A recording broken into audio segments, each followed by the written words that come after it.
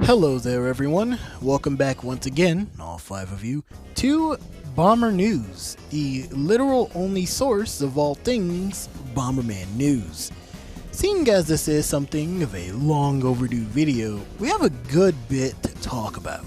I not only want to cover what's been going on in an official capacity as of late, but also a few of the major going-ons within the community, including a few interesting finds within hidden discs of DVDs, concept art released by former Hudson soft artists, and even bits of interesting developmental info about certain games. Let's just jump right on into it. In yet another collaboration, Konami and Ship2Shore Phonico are putting together a vinyl of the Bomberman 1 and 2 NES soundtracks, but on vinyl.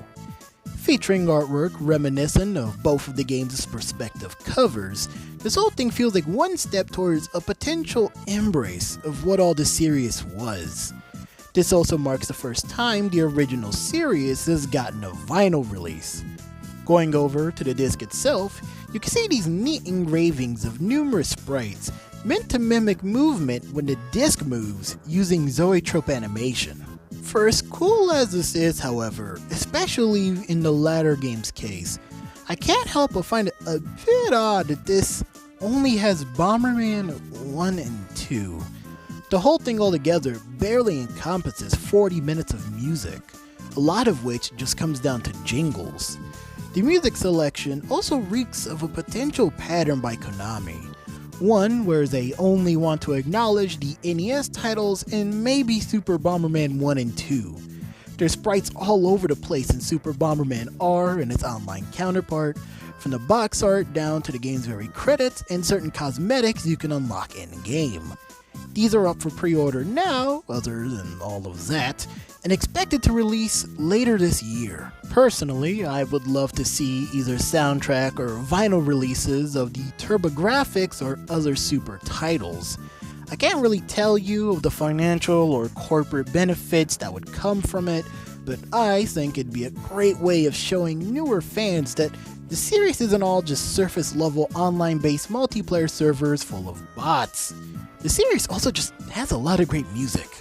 In the modern age where more and more people are able to just take games and the likes from different cultures at face value and just appreciate them, I think it's well past the time to stop fretting over what can and can't work in certain countries and just make everything accessible to everyone. Go beyond any neat covers or remixes to previous themes too. Okay, maybe except Bomber Girl, for as much as I would unironically love to play that. Speaking of, meet the newest character of Bomber Girl, Silva. The once feared demon-like instructor of a past war with an at times surprisingly soft demeanor. She's a shooter type with lots of lead to spare. Her abilities include the Epsilon Barret, where she fires off 5 bullets, one at a time, with a revolver. Her second one is the Omega Destroyer, where she whips out 2 Gatling guns and really lets loose with a slew of bullets. Her final ability is the 007 Golden Sigma Barret, which only lends you 1 bullet, though it can really do numbers on an enemy's health bar. Also, as a super last minute addition, I want to throw in the latest Bomber Girl comic, which features a really cool callback to Mujo's look in DreamX TV World Fighters. Also, I would really like to see a more elaborate design for this female take on the character. It's things like these that lead me to lean more towards this than R, even though I can literally only play R currently. Anyway, she's apparently the older sister of Emira too, since they are both androids built by Science Synapse. While both of their attack outputs are largely the same, Silva, in exchange for her greater amount of bullets, fires in a much shorter range than Emira, however. I'm genuinely surprised with just how long Bomber Girl's been able to go on, especially in thanks to that PC release. Every time I see one of their 4 comas, concept art, or whatever else may have you, another part of me just dies knowing that all this effort could definitely be used elsewhere, like a certain other online-based sister title whose impact I narratively ruined by having mentioned earlier. notification of future updates. Thank you for playing Super Bomberman R Online. As of today, Season 3 has ended. Please keep an eye out for an announcement regarding future updates. It has been 2 months now since Season 3's ended. 2 months without any word whatsoever as to what's to come next.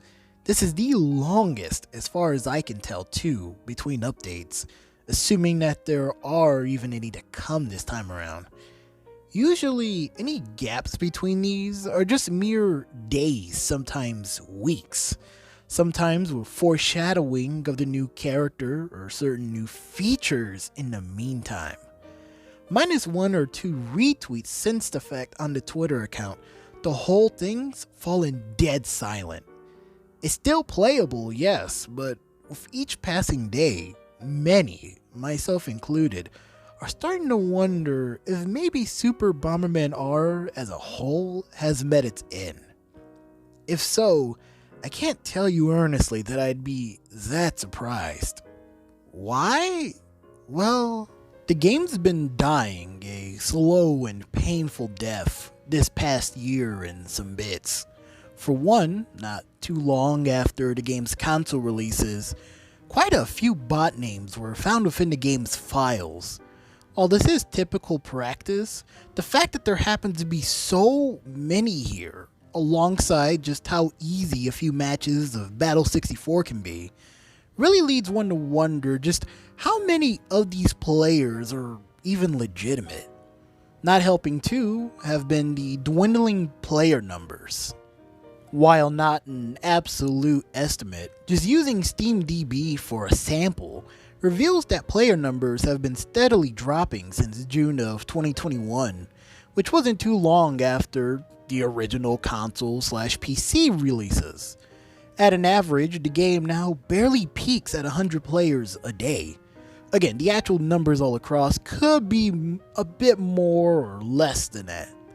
The most activity the game's gotten since the release, though, has usually been following new character releases, of which there have only been 2. The lack of proper advertisement, new features to keep the game alive as a proper live service, or really anything just to keep the game going, as well as the continued disrespect towards both fans and, I would at least imagine, the original creators of the series. The over-reliance on Konami characters, a lot of whom were already in the original base game, kept being drip-fed through random updates, which really just continue to show me that Konami doesn't really care about either this or even the series as a whole. Really, I could go into a whole rant about this, but I think I'll leave it here for now. For a similar rant, I guess, albeit unscripted and a little scatterbrained, go check out the last after show video. Not too long ago, a few posts by one Twitter user, Norio, were brought to my attention, which I thought were really interesting. In these, he posts art from internal documents of the Bomberman GB games. These are clean scans from scenes seen within the game, including a storyboard for the game's opening. In a later post, he even shows off an early version of the game over screen drawn by a different artist entirely. Turns out, this is actually the Twitter account of Norio Okubo, a former game designer over at Hudson during the company's heyday. While I'm not certain what he does nowadays, on here he'll post either old stuff he's worked on or just anything he likes. It's super casual. He'll even appear in threads started up by fans every now and then and give some cool trivia, like the Motor Bomber being based off of the Moto Campo mini scooter, or Mario being the originally intended character for the overseas release of the first Game Boy title. He also rises from the woodworks to defend the honor of the greatest Carabomb, Pommy. Omega based and Pommy pilled. Going off of the poorly translated bio on the guy's profile, thanks Twitter, if anything that he's worked on here interests you, or heck, if you even have questions, then I would highly recommend following him. Once again, by complete accident, I was browsing through Reddit looking for anything Hudson Soft related one day when I found one Terrazilla in a comment they left underneath a post regarding Hudson Soft's closure 10 years ago. Jesus! Anyway, this reads, I spent most of the year working as lead designer on Bomberman Battlefest for Hudson, in addition to being lead designer on a new Bonk game. About halfway through the project, they just sort of decided to stop paying us. We kept working since it seemed like they'd eventually stop stalling and cut us a check, but it was pulling teeth, and after a while we couldn't justify working on the projects anymore. After a bunch of politicking, Battlefest eventually shipped for XBLA only, which is kind of a shame since we had a PS3 and Wii version largely complete as well. On top of that, we'd gone out of our way to build a code base that could be expanded for future multi-platform Bomberman titles. The next Bonk game was about 90% plus completion for all 3 platforms as well. But without compensation, it was hard to justify giving it to them. And in response to another comment, they continued on, stating, honestly, I thought we ended up with the best level gimmick since the Saturn days. Bomberman Lives were pretty lazy in my opinion, pretty much just limited to things happening when you walked on a square, while ours had a lot of active effects. Also, people seemed to really dig Bankroll during development, though I didn't really follow the community reaction after release. They told us to come up with something more hardcore, so I told them Bankroll would make the game more like Counter-Strike.